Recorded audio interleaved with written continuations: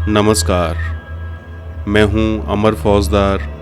स्वागत है आपका अमरनामा में। तो लीजिए सुनिए एक मैक्सिकन लोक कथा, ला लोरोना। मैक्सिको और लैटिन अमेरिका में सदियों से सुनाई जाने वाली यह कहानी ला लोरोना या द वीपिंग वुमेन के नाम से जानी जाती है। इसे दुनिया की सबसे डरावनी लोक कथाओं में से एक माना जाता है।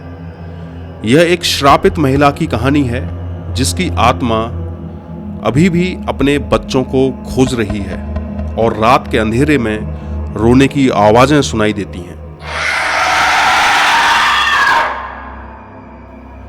बहुत साल पहले एक छोटे से गांव में मारिया नाम की एक सुंदर लड़की रहती थी। कुछ लोग कहते थे वह दुनिया की सबसे खूबसूरत लड़की थी। अपनी इसी खूबसूरती के कारण मारिया को लगता था कि वह बाकी सभी से बेहतर है। जैसे जैसे मारिया बड़ी होती गई, उसकी सुंदरता और भी बढ़ती गई और उसके साथ साथ उसका अहंकार भी बढ़ने लगा। जब वह युवती बनी तो उसने गांव के किसी भी युवक की ओर ध्यान नहीं दिया। वे उसके लायक नहीं थे। मारिया कहती थी, जब मैं शादी करूंगी तो दुनिया के सबसे सुंदर आदमी से शादी करूंगी। और फिर एक दिन मारिया के गांव में एक ऐसा व्यक्ति आया जो बिल्कुल वैसा ही था जैसा वह चाहती थी, रांचेरो। वह एक खूबसूरत और साहसी जमींदार था जो कि एक अमीर किसान का बेटा था।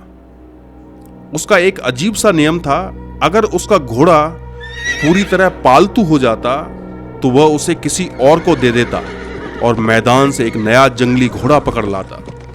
उसे लगता था कि पूरी तरह से सीखे सिखाए हुए घोड़े पर बैठना उसकी मर्दानगी के खिलाफ था।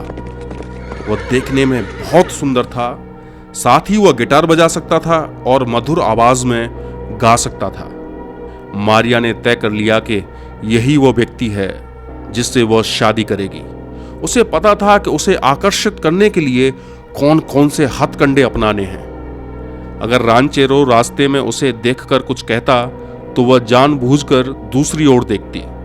जब वह शाम को उसके घर के बाहर गिटार बजाकर प्रेम गीत गाता तो वह खिड़की तक नहीं जाती। उसने उसके कीमती उपहारों को भी ठुकरा दिया। रांचेरो उसके इस व्यवहार पर पूरी तरह मोहित हो गया। उसने भी सोचा, मारिया एक घमंडी लड़की है, पर मैं जानता हूं कि उसका दिल कैसे जीता जा सकता है और मैं कसम खाता हूं कि शादी करूंगा तो इसी से करूंगा। जैसा कि मारिया ने सोचा था वैसा ही हुआ। कुछ ही समय में वे दोनों सगाई कर बैठे और फिर शादी कर ली। शुरुआती दिनों में सब कुछ अच्छा था। उनके 2 बच्चे हुए और वे एक सुखी परिवार की तरह रहने लगे। लेकिन कुछ सालों बाद रांचेरो ने फिर से अपनी पुरानी जिंदगी अपना ली। वह कई महीनों तक गांव से बाहर रहता और जब वह घर लौटता तो सिर्फ अपने बच्चों से मिलने आता। वह अब मारिया की परवाह नहीं करता था, यहां तक कि वह किसी दूसरी अमीर औरत से शादी करने की बातें करने लगा।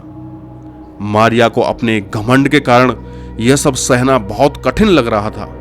उसे अपने पति पर गुस्सा आने लगा, लेकिन धीरे धीरे उसे अपने ही बच्चों से भी नफरत होने लगी, क्योंकि रांचेरो उन्हीं से प्यार करता था और उसे पूरी तरह नजरअंदाज कर देता था।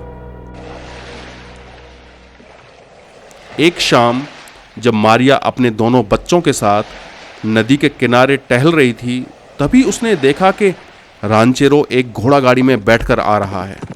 उसके साथ एक सुंदर और अमीर महिला बैठी थी। रांचेरो ने अपने बच्चों को प्यार से पुकारा और उनसे बातें की, लेकिन उसने मारिया की ओर एक बार भी नहीं देखा।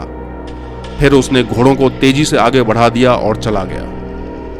यह देख मारिया के अंदर गुस्से का तूफान उमड़ पड़ा। उसकी सारी नाराजगी और नफरत उसके अपने ही बच्चों पर उतर आई। क्रोध में अंधी होकर मारिया ने अपने दोनों बच्चों को नदी में फेंक दिया। जैसे ही वे पानी में डूबने लगे, अचानक उसका गुस्सा गायब हो गया और उसे अपनी भयानक गलती का एहसास हुआ। वह चिल्लाने लगी और दौड़कर नदी के किनारे आई। अपने हाथ बढ़ाए, लेकिन तब तक बहुत देर हो चुकी थी। उसके बच्चे पानी में डूब चुके थे। अगली सुबह एक यात्री ने गांव वालों को बताया कि नदी के किनारे एक सुंदर महिला की लाश पड़ी थी। गांव के लोग वहां गए और उन्होंने मारिया के मृत शरीर को देखा। उन्होंने उसी जगह उसका अंतिम संस्कार कर दिया जहां उसकी मृत्यु हुई थी। लेकिन उसी रात गांव वालों ने नदी के किनारे किसी की रोने की आवाज सुनी। यह हवा की सरसराहट नहीं थी, बल्कि किसी औरत की चीखें थीं। मेरे बच्चे कहाँ हैं? मेरे बच्चे कहाँ हैं? जब लोगों ने देखा तो उन्होंने पाया कि एक महिला सफेद कपड़े पहने हुए नदी के किनारे चल रही थी। यह वही कपड़े थे जो उन्होंने मारिया को दफनाने के समय पहनाए थे। इसके बाद कई अंधेरी रातों में लोगों ने उसे नदी के किनारे घूमते और अपने बच्चों को पुकारते हुए देखा। धीरे धीरे गांव के लोग उसे मारिया नहीं बल्कि ला लोरोना मतलब रोती हुई औरत कहने लगे। और तब से लेकर आज तक वह इसी नाम से जानी जाती है। आज भी कई लोगों का मानना है कि ला लोरोना अभी भी अपने बच्चों को ढूंढ रही है। इसलिए बच्चों को रात में बाहर न जाने की सलाह दी जाती है, कहीं रोती हुई औरत उन्हें उठा न ले। अब यह कहानी कितनी सच है कहा नहीं जा सकता, क्योंकि कहानियां सच नहीं होती, कहानियों में सच होता है। आपने इस कहानी को इतने प्यार से सुना, उसके लिए बहुत बहुत शुक्रिया।